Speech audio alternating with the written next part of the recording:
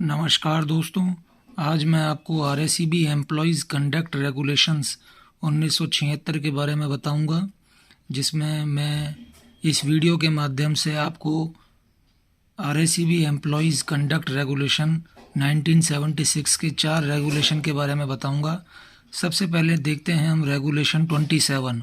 कोई भी कर्मचारी अदालत में अपने रोजगार या सेवा की शर्तों से उत्पन्न होने वाली शिकायतों पर निर्णय लेने का प्रयास नहीं करेगा, यहाँ तक कि उन मामलों में भी जहाँ इस तरह का उपाय कानूनी रूप से स्वीकार्य है, पहले सामान्य आधिकारिक चैनल या निवारण का सहारा लिए बिना।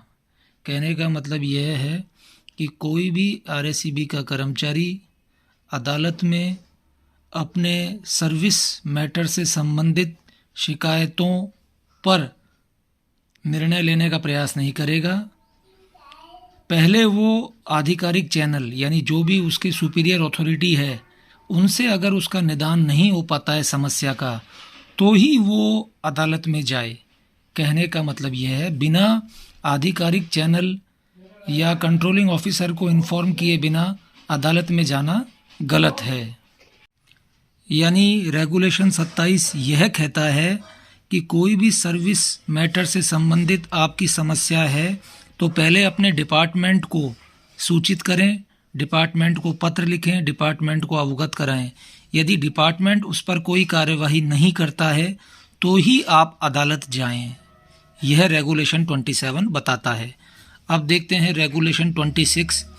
आधिकारिक दौरे पर एक कर्मचारी को ठहरने के स्थानों पर आवास और भोजन के लिए अपनी व्यवस्था खुद करनी चाहिए और अधीनस्थ कर्मचारियों के आतिथ्य को स्वीकार नहीं करना चाहिए और न ही अधीनस्थ अधिकारियों को अपने आधिकारिक वरिष्ठों को ऐसी मेहमानबाजी करनी चाहिए। कहने का मतलब यह है कि कोई भी कर्मचारी आरएसीबी का यदि वो किसी आधिकारिक दौरे पर है तो उसे ठहरने का स्थान, आवास और भोजन का स्थान, इसकी व्यवस्था खुद ही करनी चाहिए। अपने किसी सबॉर्डिनेट कर्मचारी से आतिथ्य को स्वीकार नहीं करना चाहिए और न ही अपने किसी वरिष्ठ अधिकारियों को ऐसी मेहमानबाजी करनी चाहिए। रेगुलेशन 22 ये कहता है कि कोई भी कर्मचारी बोर्ड के अधीन अपनी सेवा से संबंधित मामलों के संबंध में अपने हितों को आगे बढ़ाने के लिए किसी भी वरिष्ठ अधिकारी पर कोई राजनीतिक या अन्य प्रभाव डालने का प्रयास नहीं करेगा। यानी कहने का मतलब यह है कि कोई भी कर्मचारी अपनी सेवा से संबंधित मामलों के संबंध में अपने हितों को यानी अपना काम करवाने के लिए किसी भी वरिष्ठ अधिकारी को कोई पॉलिटिकल रूप से या कोई अन्य राजनीतिक प्रेशर प्रभाव डालने का प्रयास नहीं करेगा। यह रेगुलेशन 22 के अनुसार गलत है। रेगुलेशन 25 ये कहता है कि विदेशों में यात्रा की लागत, मुफ्त भोजन और आवास के माध्यम से आतिथ्य अधिकारी को न तो स्वीकार करना चाहिए और न ही स्वीकार करने की अनुमति दी जानी चाहिए।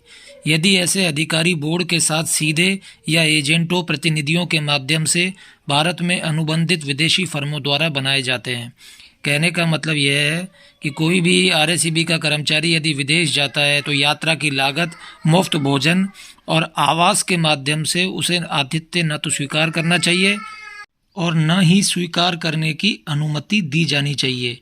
इसमें एक अपवाद यह है, इसका एकमात्र अपवाद सहायता कार्यक्रम द्वारा विदेश में प्रशिक्षण के लिए दी जाने वाली सुविधाओं के संबंध में होगा। यानी सहायता कार्यक्रम के हिस्से के रूप में विदेशी फर्म यदि किसी सरकारी कर्मचारी को बुलाती है और ट्रेनिंग प्रोवाइड कराती है तो उसमें जो सुविधाएं दी जाती हैं उसे वह स्वीकार कर सकता है जो संबंधित विदेशी सरकार से प्रतिपूर्ति प्राप्त करते हैं। तो दोस्तों, ये मैंने 4 रेगुलेशन आपको आरएसीबी एम्प्लॉयज़ कंडक्ट रेगुलेशन 1976 के बारे में बताए। नेक्स्ट वीडियो में मैं कुछ और एम्प्लॉय कंडक्ट रेगुलेशन के बारे में बताऊंगा। वीडियो अच्छा लगा हो तो लाइक, शेयर और चैनल को सब्सक्राइब करना न भूलें। Thank you.